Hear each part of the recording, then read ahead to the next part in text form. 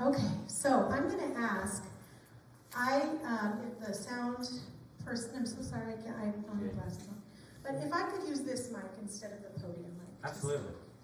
I was trying to convince myself before I spoke. I thought, I can do it. I can stay very still. And then as soon as I got to sing, I'm like, I can't. I'll feel trapped. I can't do it. So hello, good morning. Good morning. Oh, love is the root.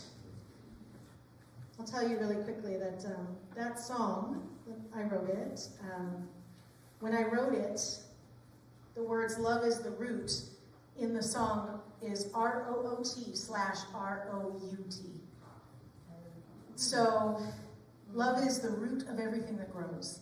Love is the root that we get to the life we deserve. Love is the root to peace. Love is all there is. So there's a beautiful song by Daniel Nahmad that's called Meant to Be. I don't know if you've ever heard it. But this song, he says, I love, even when complications surface, and even when love is not returned. For I know that love is the only answer for every soul who has ever yearned. We spend a lot of time this week, yesterday being Valentine's Day, we've spent a lot of time talking about love, or thinking about love, or cursing love. I don't know where you stand. I don't make assumptions. But that love that we talk about on Valentine's Day tends to not be love. It tends to be relationship love, or new love. My daughter has a new boyfriend, so it's new love for her. But the love that I want to talk about today is God love, agape love, unconditional, the power that rules everything that lives and moves and has its being, love. That's a different love. And there's a lot of people who don't feel that right now. This world is kind of crazy, and it's not new. The world is never peaceful, and all of a sudden, it's chaotic right now, right? There are people here, I'm sure, who can say, no, 20 years ago, 30 years ago, 40, everything is chaotic all the time. Because we are spiritual beings having a human experience. So there is always chaos, and there is always storm, and there is always love waiting to be held, seen, shared, given, received. So today, I want to talk about love as the lighthouse. And this is really important. I think I really want to discuss lighthouses because we all know that a lighthouse shines its light. A lighthouse is ready, no matter what the storm or the waves, it's ready, guiding others, right? Guiding the ships that need to pass. That light is circling. That light is available. But I want us to realize that that light, the lighthouse, never moves. That lighthouse is grounded. It is grounded to its source so that the light doesn't dim. The lighthouse does not go out and save ships. It doesn't find people who have been abandoned in the ocean and try to fix them or save them. When the waves crash, the lighthouse doesn't turn off and hide until the waves are done. It's steady. That is what I mean when I say love is the lighthouse. It is the steady strength, the steady joy, the steady giving and receiving that is always connected to source. I have a story I want to share with you. So, 2 battleships were assigned to a training squadron, and they had been at sea on maneuvers in heavy weather for several days. The visibility was poor, there was fog, So the captain was remaining on the bridge to keep an eye on all the activities. Shortly after dark, the lookout on the wing of the bridge reported light bearing on the starboard bow. The captain called out, "Is it steady or moving astern?" The lookout replied, "It's steady, sir." So they were on a dangerous collision course with this other ship. The captain said, "Signal the ship and say, 'We are on a collision course. I advise you to change your course by 20 degrees. From the other ship came a signal. "It's advisable for you to change your course 20 degrees. The captain said, "Excuse me, I'm the captain of this ship. You change your course now." The reply came, "I am a seaman, second class, but you had still better change your course 20 degrees. The captain was furious. How dare this person not follow his orders? By that time, he was done playing around, and he said, "I am a battleship. You will change your course."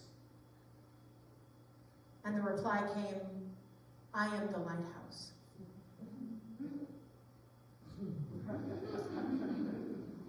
Needless to say, the ship moved. So how many times have we been, I'm not going to ask you to raise your hand, please don't. I'm going to just talk from personal experience, okay? I don't want to call anybody out. But I cannot tell you how many times I have been in a situation where I knew I was called to do something. I am called to do this, and I am supposed to do it, and I need to go out and do this specifically. And let's say it's feeding the hungry, going out and giving, I live in Phoenix, Arizona. I'm here visiting from Phoenix, so it gets very hot in the summer, 120 degrees. So I am out with my kids, and we are giving bottles of water or gift certificates to restaurants or whatever we can do. And those things are beautiful, right? I think everybody does some sort of something to give back. But there have been times I said, "Well, I have to go because I promised I would go. Today's the day. I have to go." And things keep coming, like hitting, like, "Nope, not today. No, don't do that." And I don't listen because I am the captain of my own ship and I know what I'm supposed to do. And God called me, so I'm gonna do it because I said so. And then God has to sort of gently knock me down, once I even broke my leg, and to say, "Hey, only do what's yours to do." We are the captain of our ship and we make our choices. And how many times are we out there and we're just going to give all the light we can and we're going to go change the world and we're going to fix everything? I'm not saying anyone else has done it, but I've called my sister and told her how to fix her life. That's not my business. But I thought it was. So I called. She told me to leave her alone, but that's okay. She's a good girl. So how many times do we think that we have to uproot and go out to spread the light? And what happens when we do that? When we uproot and we go out and we're going to just give it our all. We're going to say the whole world is going to be changed because of one person, and that person is us, and we are ready. And we burn out. We are exhausted. Our flame, our light dims. Why? Because we're no longer connected to Source. We're not following our intuition to say, what is mine to do? How am I called? And I will answer that call. We're just going. And I'm not saying that there's anything wrong with giving, fixing, being. But we have to ask what is ours to do and follow that call. Because when we decide what's best and how to help without checking in with our higher self, with God, with the Source, and we're not connected, that giving doesn't mean anything. So, I want to talk a little bit today 3 things that we can do specifically to stay in this state of connectedness. When the world is going crazy, when the chaos is happening, when the storm is raging, how do we stay grounded, stay connected to the light? First is absolute connection to love. That means daily, consistent practice. That means every single day you connect to the source. And I don't mean that you have to close all your blinds and sit in the dark and light a candle and sit in front of it for 6 hours until you know who you are. I do this when I'm driving. You can do it on a plane. You can do it in a car. You can do it sitting in front of a TV. You mute the TV, you close your eyes, and you go, you find that light right here in your solar plexus. You find that light and you say, yes, that's who I am. I'm the spark of the divine, and I'm here for that purpose. And then you go about your day, and something will happen. Someone will cut you off in traffic. Someone will push your cart out of the way at the grocery store. Someone will do something. And then it's yours to decide if you're going to stay connected or if you are going to try to fix the situation, which a lot of times in that situation is anger. How dare you? Who do you think you are? Shouldn't you have acted with more love? Say you're sorry. Why are you not apologizing? Because we want justice when what we should all be calling for is light, is love. So I have a story to go along with this too. So, a minister friend of mine recently shared that there was a book that she read called The Quest, A Journey of Spiritual Rediscovery by authors Richard and Mary Alice Jafala. They shared an example of something that happened at a hospital in the NICU for babies who had been born addicted to drugs. They were born small, weak, and lethargic. Their mortality rate was unfathomable.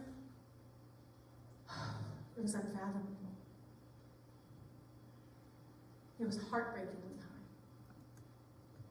The doctors did everything that they could from a medical standpoint. They provided nutrition, medication, careful monitoring, but still, many of these babies failed to thrive and died. And then something changed. Hospitals introduced volunteers whose sole role was to hold the babies. That's all. Hold them, rock them, speak gently to them, offer warmth and tenderness, nothing else. In other words, they were asked to just sit and love them, providing unconditional grace. And dramatically, the babies began to improve. They gained weight, they got stronger, their vital signs stabilized, mortality rates dropped. And science explained this by saying, well, it's the hormones and the enzymes and the nervous system regulation and the pheromones from the person holding them. But we know that spiritually there was a deeper message there. One of our fundamental principles in unity is the belief that we are already whole. We are already perfect and we are already complete. Love is not something that has to be added. It is something to be revealed. So those babies didn't heal because love was given to them. They healed because the steady light of love shone brightly and love within them was released. Their own healing power was released. That is the kind of love that the world needs right now. Love that will heal and calm the storms that are raging. Love that you already are. You know, there's a song, This Little Light of Mine. We used to sing it a lot when I was growing up. And there's a verse that says, hide it under a bushel. No, I'm going to let it shine. That's all that is happening when we don't see the light in ourselves or in others. It's just hidden under a bushel. And then, you know, for some of us, me included, there's a whole lot of stuff on top of that bushel that's been put there by my life and my experiences at school and my parents and my ex-boyfriend and so I am consistently having to push that stuff off the bushel and pick the bushel up and put it to the side. All of us do. We just have to keep consistently working on connecting back to that light. So the second thing, I'm reading a book currently called The Gentle Art of Blessing by Pierre Patron, and he is talking about how he blesses everything and everyone in his path. And when I first started the book, I thought, well, that's got to be super easy. Bless you, bless you, bless you, bless you, bless you. Just say it over and over again. But no, you have to do more work than that, right? So he says that he is in an argument with someone at a grocery store, and the person is just angry and bitter. And it doesn't matter what he does or how nice or gentle he is or how soft-spoken. This person is just mad. And so he closed his eyes for 2 seconds and said, I bless the peace and joy within them. I bless the God within them. And the person's attitude began to change, and as it did, they began to connect differently. And I have been putting this to use. I was in the airport flying from Phoenix the other day, and I kept, people would be upset or angry, or a father yelling at his kids, and I would just, I bless you for the God that's in you. I bless you for your ability to see the human on the other side of your words. I bless you for the life that you are living and the love that is pouring from you.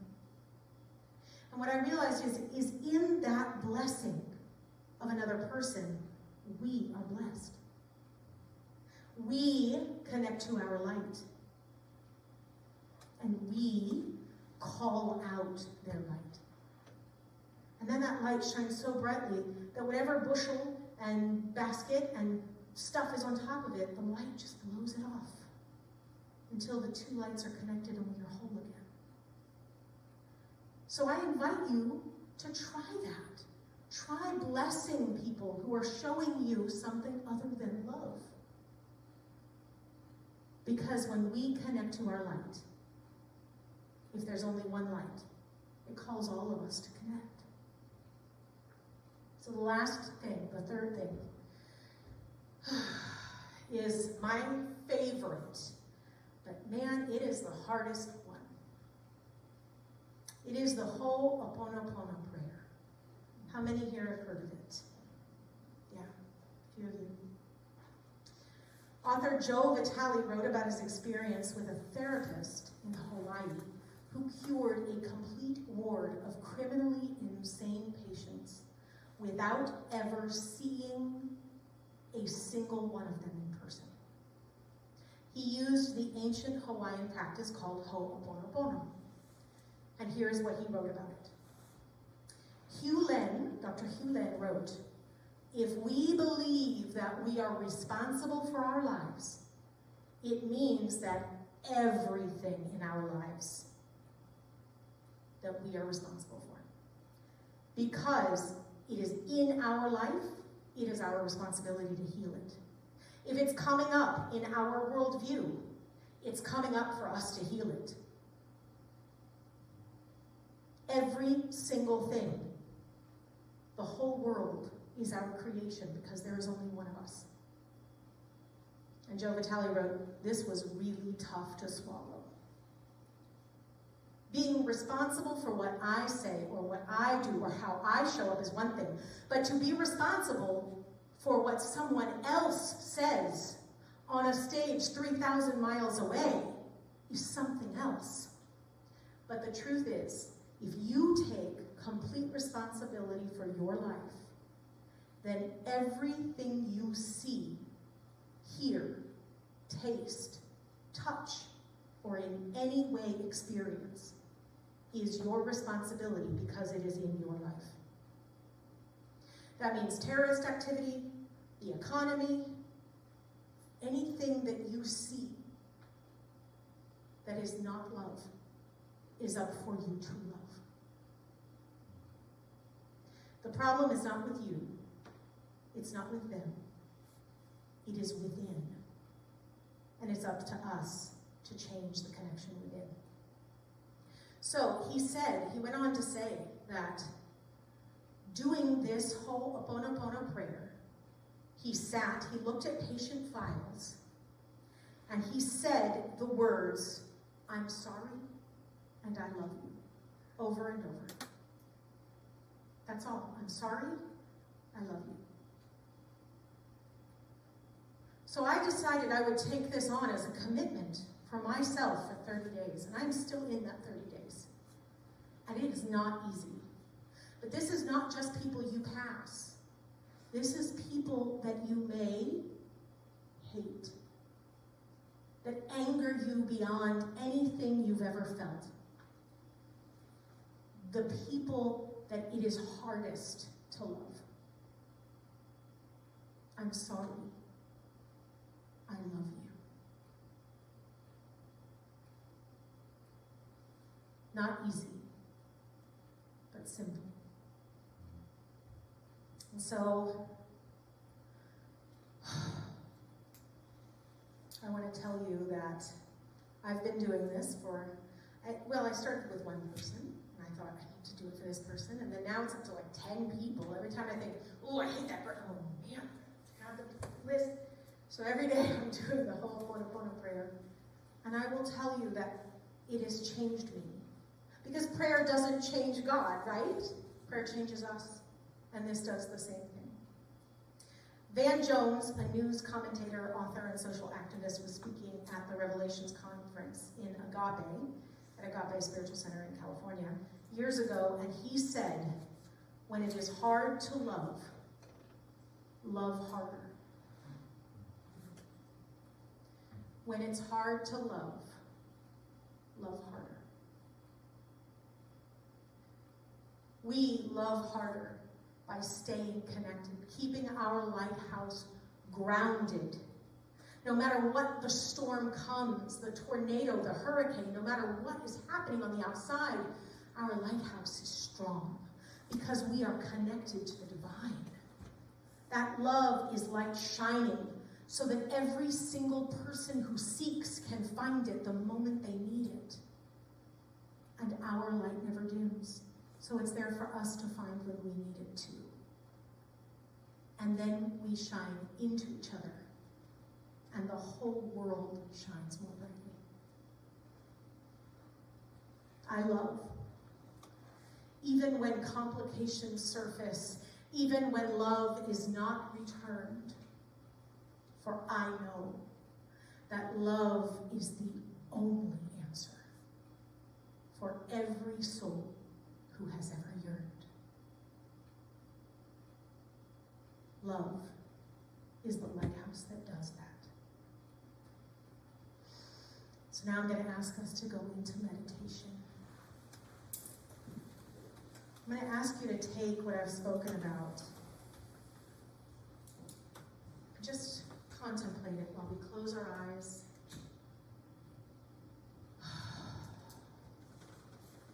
I want you to feel the love within you. And if you are in there and you can't really feel it, I want you to find your heart, touch it with your hand.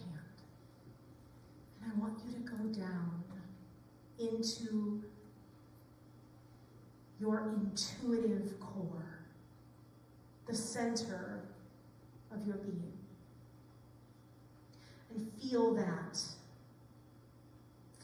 power. And from that place, I want you to imagine that you are on a ship and the seas are rough. The waves are great. The wind is strong and violent. The storm is bigger than any you have ever seen, and your ship is rocking. It's terrifying to be on a ship in a storm. And yet, at the very middle of the ship, the very center, you see a flickering light. So we go toward that light. And as we approach it, we see that it is a small candle with a bright, strong flame.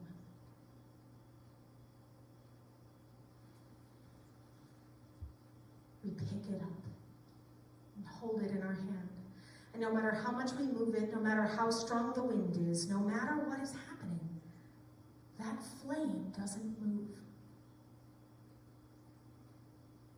It doesn't sway, it doesn't shift, it doesn't even really flicker. It is steady and strong and complete. That is the light of love. And so while we stand here holding it, I want you to see in your mind's eye that beautiful light in your hands and feel what it would feel like if you placed that into your intuitive core and held it as the constant light and reminder of who you are as we take a moment of silence.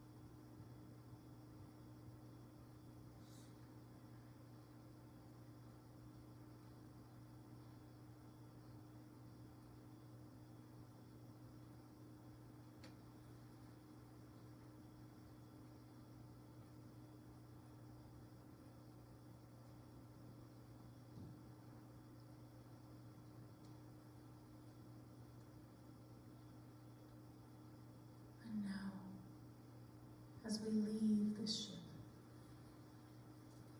we carry this light within us. It is immovable. It is strength. It is love. It is purpose. It is joy. It is peace. It is abundance. It is our light. And it's ours to shine.